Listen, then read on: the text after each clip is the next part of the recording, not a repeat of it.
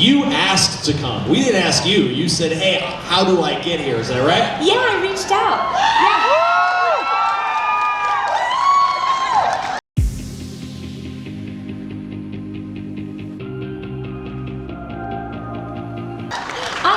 I'm so overwhelmingly excited that I can't, my face is hurting from smiling so much, and this is only day one. I know, we got 4 days. I know, plus I never get to wear this kind of mic, so I'm feeling pretty cool. I was saying I'm kind of like Britney Spears. I'm not going to sing, but I might. Or maybe she does a lot of crazy videos too, so hey, man, anything could happen in South Africa. That's true, that's true. That, you know, you don't have to worry about it because everyone that we know is at home asleep right now. That's true, but also I think I've only been here for a day and a half basically, but the creativity here and the genuine warmth of the people, it's just so inspiring. So I feel like I could actually do anything, but I'm gonna just hold on for now. All right, well, we'll put you to the test as the week goes on. Okay, so, okay. We have a quiz we'll do with you, not today, we'll save that one for tomorrow, so you can start to, you know, bulk up on your South African knowledge. Is that what the quiz is about? Yes. Do I get like a phone line that I can call people in the audience? The audience will help, but but we'll get there tomorrow. So first, let's start. How did you get started in all this stuff? Like, it's got to be an interesting story. We have the same shoes, so we're already related. How did I get started? I started acting when I was 5. I was in a school play, and I decided then that I wanted to be an actor. So I've done every play I could in school. I have a Bachelor of Arts from college, and I have a Master of Fine Arts from grad school, both in acting. I've toured the United States with acting companies, classical, contemporary, and children's theater. I was in the Batman stunt show. I played Chase Meridian and Spice. I also did the voiceover that went to all the Six Flags parks. Gosh, I don't know. I had an audition on the recommendation of an acting coach to get into voiceover, to get into anime, and that was in 1996, and I'm still here. Just get it out of the way. Yes. Because we know everybody's thinking it. Yes. What is your go-to Pokemon? Who's the one? Who's your favorite? Let's see. I guess I would have to say it's Pikachu. Look how happy you just made everybody right there. There's like... Thanks a lot, you guys. I mean, I'm just Ash Ketchum from the tiny town of Pallet, and man, it's awesome to be here. Ash is a great party voice because you can just throw it out and it doesn't really sound like me, and so he's so fun. Plus he has so much energy and enthusiasm. And he does love Pikachu, as do I. Well, there you go. So everyone knows, and we're there. Everyone knows now. So you said you did a bunch of theater. Yes, yeah. What's your favorite? I played Hermia in A Midsummer Night's Dream. That's one of my favorite roles because she's so crazy and genuine as well. I think as an actor, my job is to find something wonderful in every person that you play, whether it's a terrible person or someone jolly and lovely. But you find out what it is that makes them get up every morning. And Hermia is someone who she loves love, and she just wants to be in love, and she gets her arc within the play is so wonderful. And I got to do that in several different, I toured with that, but then I got to do it in other theaters as well, and unrehearsed Shakespeare, which you get your lines on a scroll, and it's 2 dowels with it's kind of how they did it in the old days, and the paper, and that, I guess, animal skin in the old days, is wrapped around, and you just kind of roll it through, so you have your lines on the scroll, and you have the line that comes before yours. So you have no idea when you're going to speak. You're just waiting for your cue. So that's kind of fun. At least I was a little familiar with the play. Oh, that's crazy. Yeah. That's pretty spiffy. It's really fun. Unrehearsed Shakespeare is pretty great. And especially when you have great actors to work with. How'd you get into that? In New York, you can audition for all types of things. Not many of them pay, but you can still do that. And I got to do some great plays when I was living there, and that was one. To be in that company was really fantastic. So you're living in California now. Yeah. You just came from New York.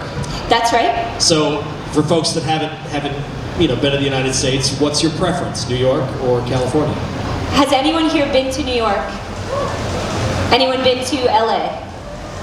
LA, okay. I love New York because of the community. That's what I love about Comic Cons, is the community. You're all together, mushed up, and there's always something that you can talk to someone about. You find out so many interesting things. New York, you're walking down the street, you're on the subway, you're squished together, and you can hear languages from every part of the world, eat food from every part of the world, often in a 6-block radius. LA, it's much more spread out, and you have to drive everywhere, so I don't mind it. There's a lot of creativity there, but I like to be with the people. So New York.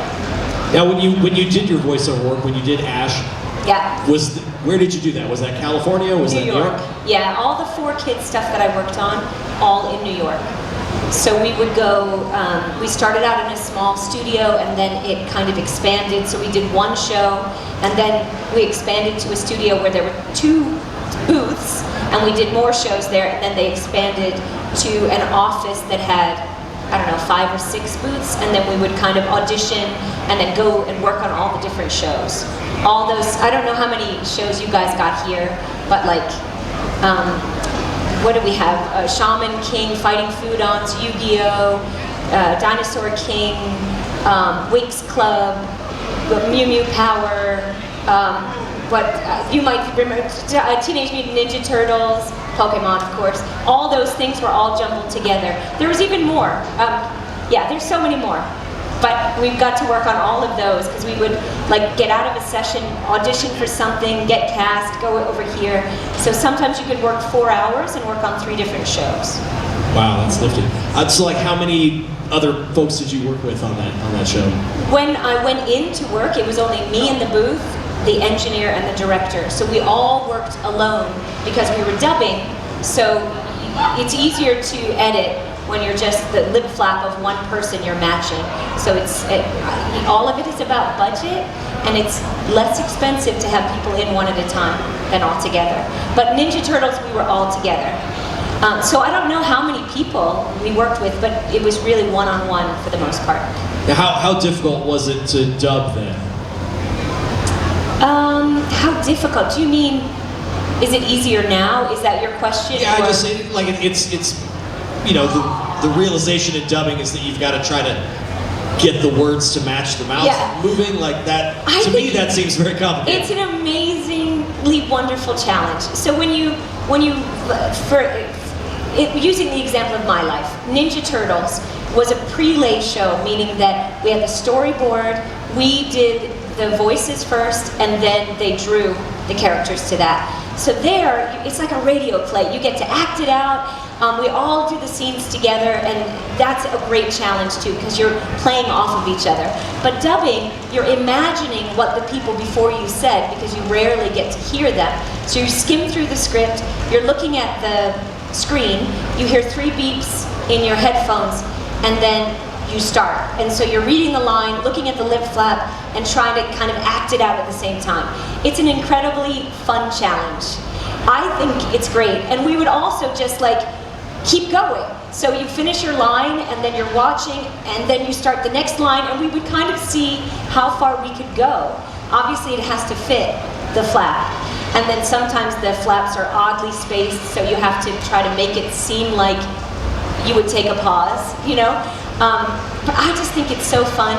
We had more room to play in the old days. Nowadays, it's very strict.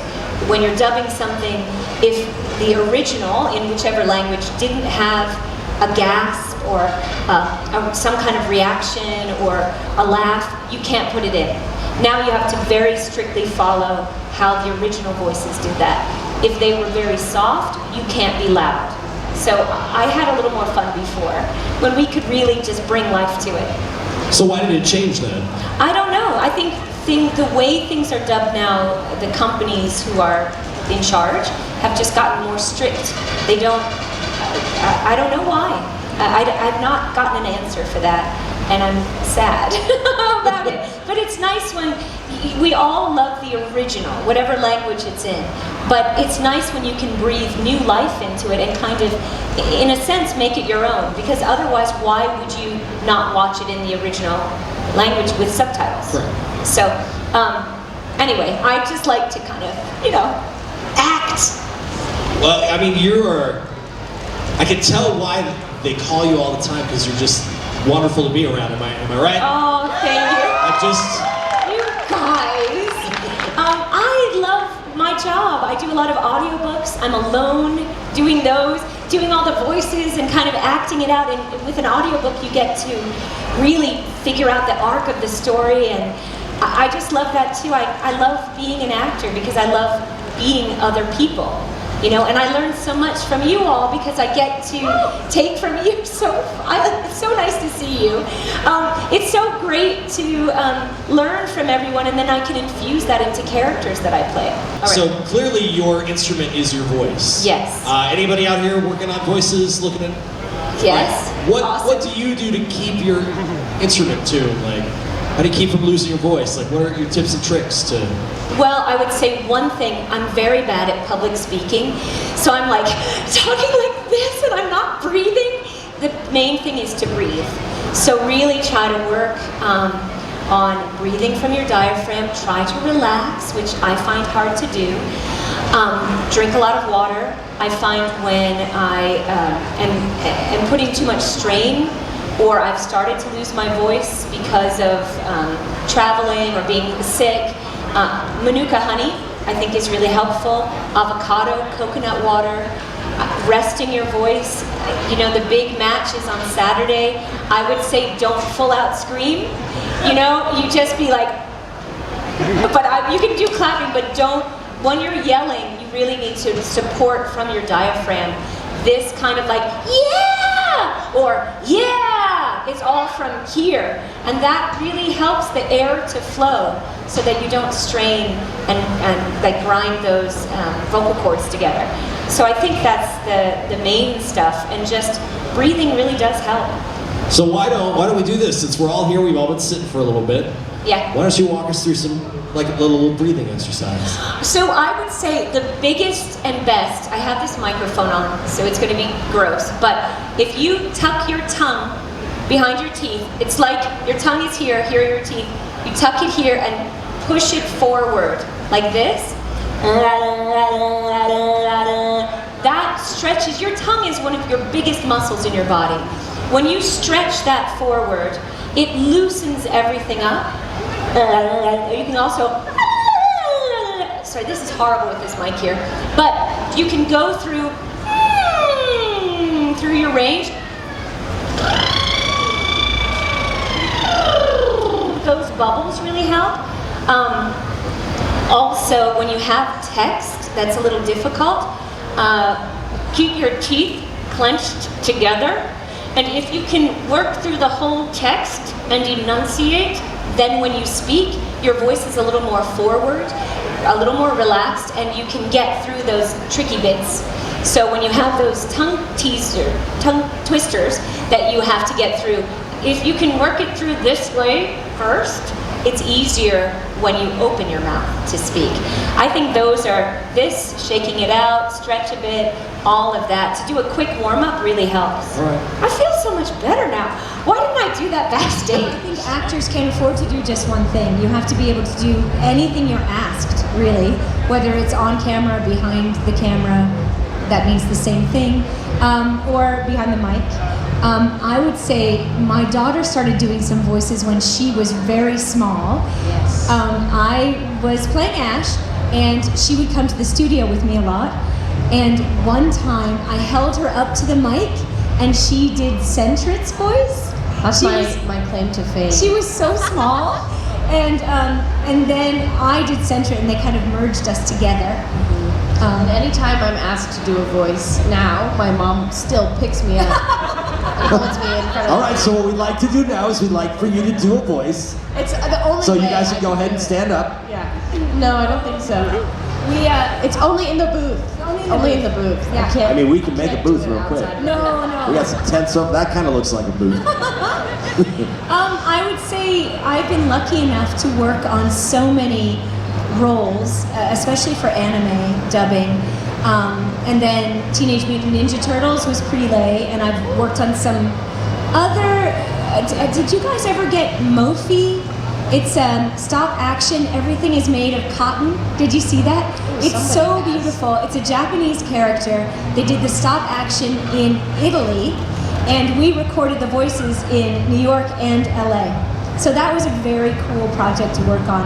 But for the most part, I'm alone in the booth, working on so many things. I do a lot of audiobooks, so I'm always alone in there and in my head, kind of keeping all the characters together and reading through those. So, and a lot of video game things, everything, really. Hey, whatever has a check, I would assume. Some things don't have a check. Some All right. things I don't get paid for, and then some things you do, and some things, I will say, some things I get paid less for now than I did 5 years ago. All right. So, I love being an actor, so I love working. Okay. But you still do need to eat and pay your rent, so you hope that you make some money so that you can do both. We like to say it's boring, but it never is. But are we cool? I'm not sure. I don't think so. I don't know if we think we're cool. No, but definitely not. I We're think- always trying. I think, unfortunately, part of being an actor is being not cool.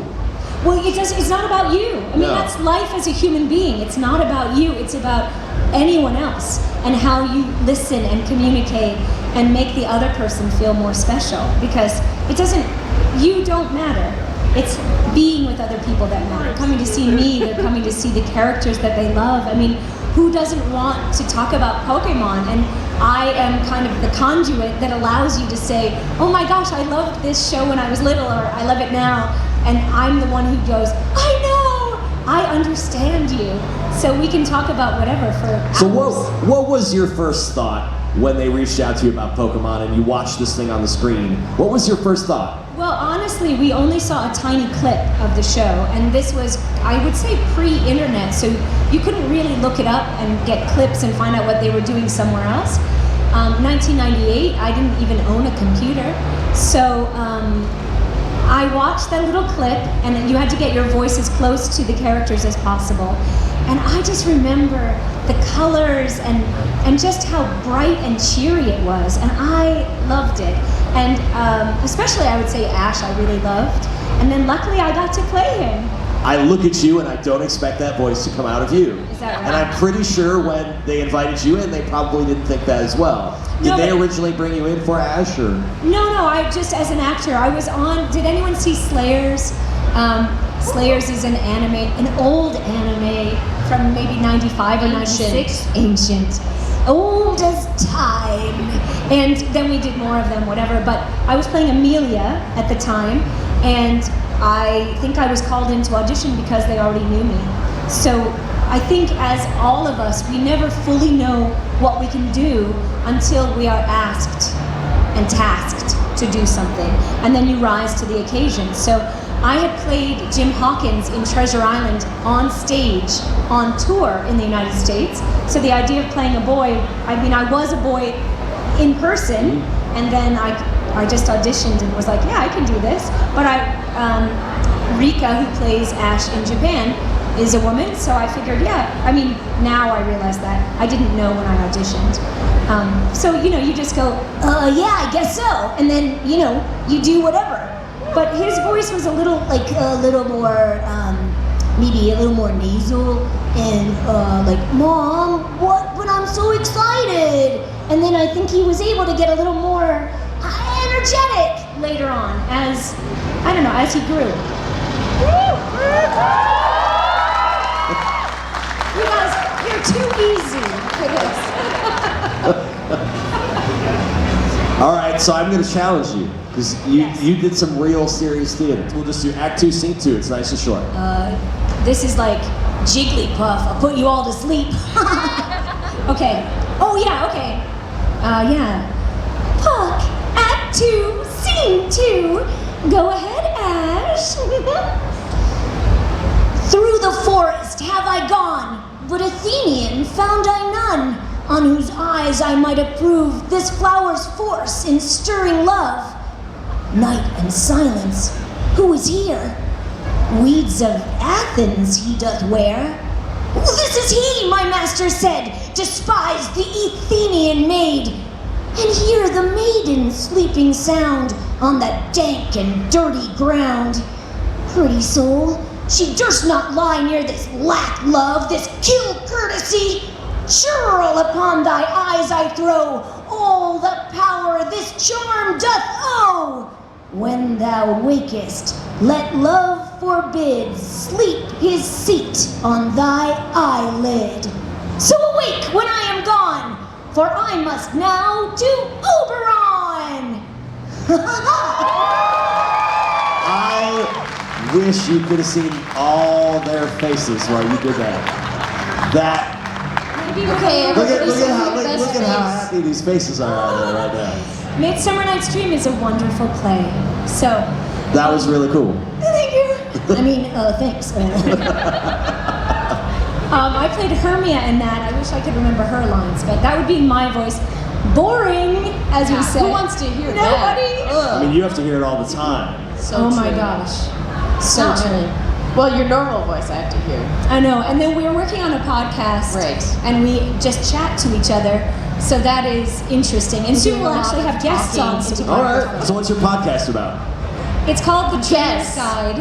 Yeah, it's about Pokemon. Surprise!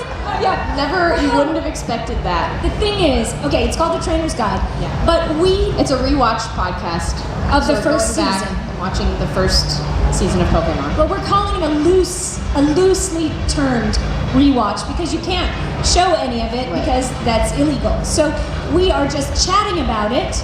We like do a little summary, and then then- we're talking about favorite memories, anything that you remember from the show, which is little, very little. and then like a deeper a deeper dive. lessons. Yeah, a deeper. And dive. then eventually we'll have guests on. Yes. We're traveling too much to have guests at the moment, but we also are inviting you to send your memories of your favorite episodes or how it impacted you. or inspired you. So, and then we will play about 3 at the end of each episode. So we just launched Wednesday from here.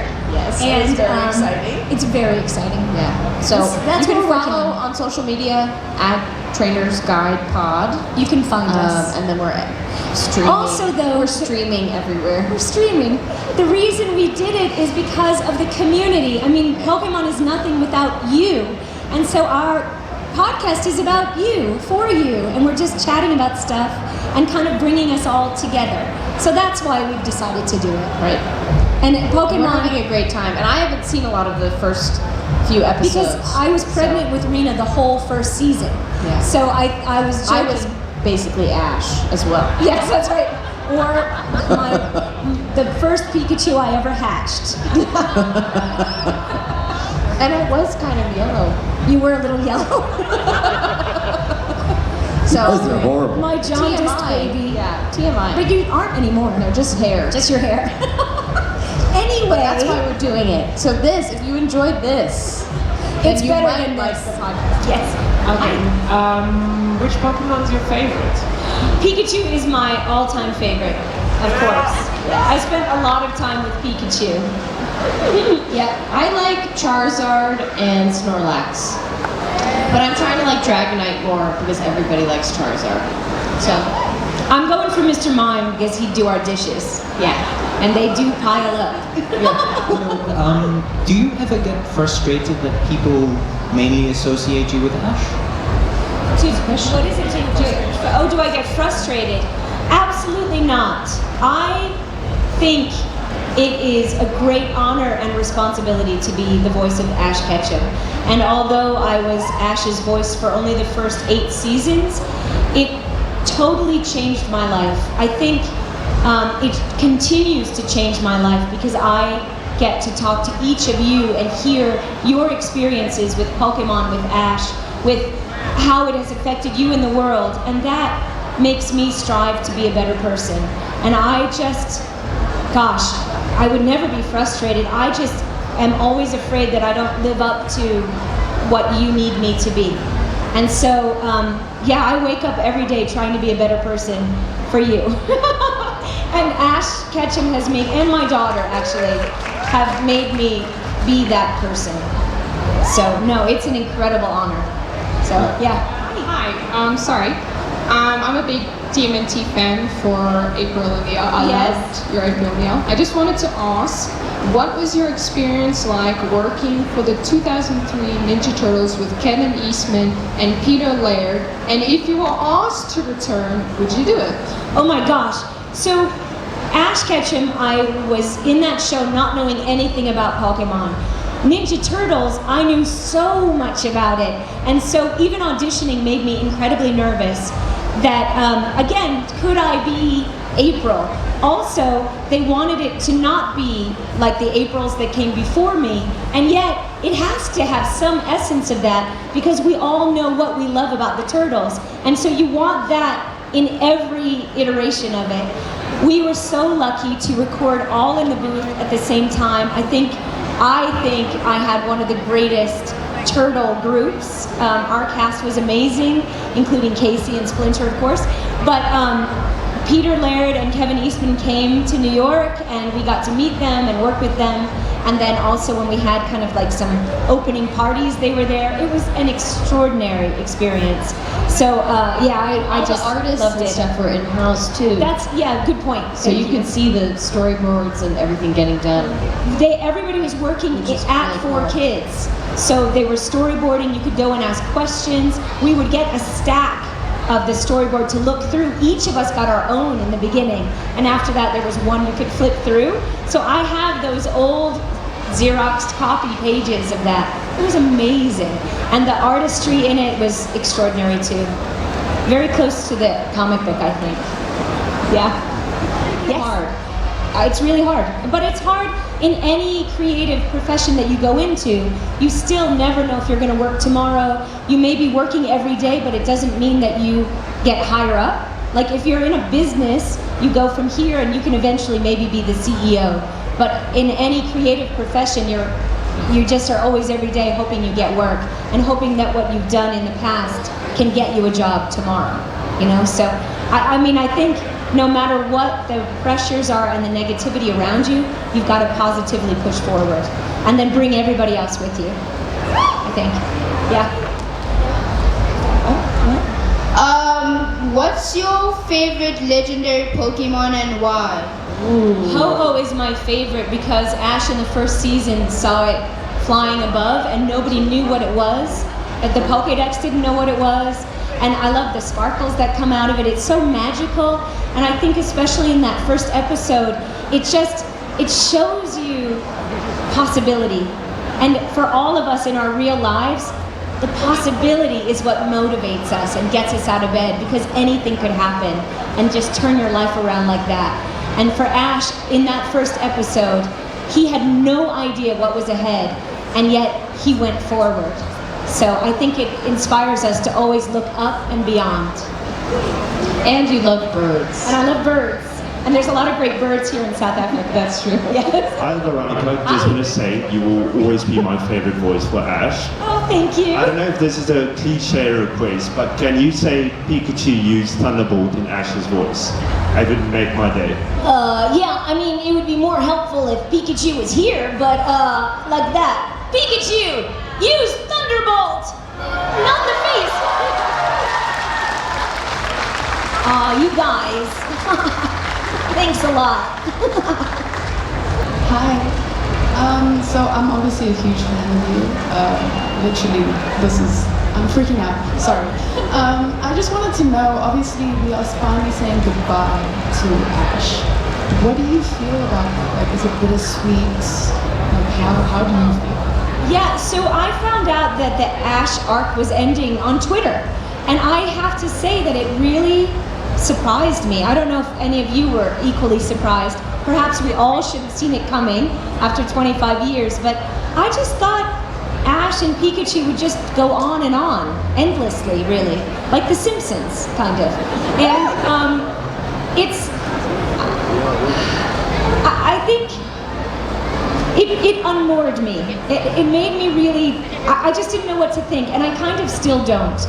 Who knows what will happen with Ash, but I do think it is now on us to carry his journey forward because he has inspired all of us for so many years with just his positivity and willingness to just jump into situations. And I think we all need to take that and move forward with it. We, being Ash Ketchum ourselves, it's now our turn. And then you can join our podcast as we rewatch the first season, so you don't have to let him go. We're going back. we're not. We're just gonna rewatch. And we'll just rewatch. But I do think it's a reminder that we too have challenges that take a long time to surmount, to win, to accomplish. But now it's our turn. So good luck. Good luck out there. What's the last thing you want to leave this audience with? This is your last chance on a microphone. What do you want to say to all these fine people here? Well, first of all, I just want to thank all of you for being so generous and kind, also for coming out and supporting us, two goofy people from the U.S. I mean, I think when we reached out, we had no idea that anybody would be interested in Pokemon. I know, we were like, this would be awesome to go to South Africa. Will anybody care? Maybe two really people will show up. So I think it's been quite an emotional weekend, to say the least. And the generosity of spirit here, and the creativity, and just the wonderfulness of all of you has inspired me as we take off back home. But to be a better person and to persevere and to just try to, I don't know, keep working. But I guess, anyway, thank you. Thank you so much from the bottom of my Ash Ketchum sneakers. And I think Ash would say, hey, Comic-Con Africa, you are awesome! And each and every one of you are the greatest Pokemon trainers in the world!